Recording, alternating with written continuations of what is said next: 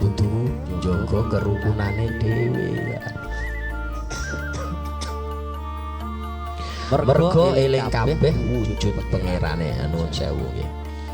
Sak temene awake dhewe iki njaga kerukunan.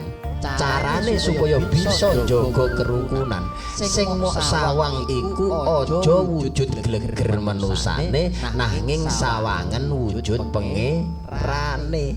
Mergo apa sing mok sawang iku sak temene wujud kuasane Gustine dhewe, ya sak temene wujud rupane Allah dhewe, sak temene ya wujud kuasane Allah dhewe, sak temene ya wujude Gusti Allah dhewe.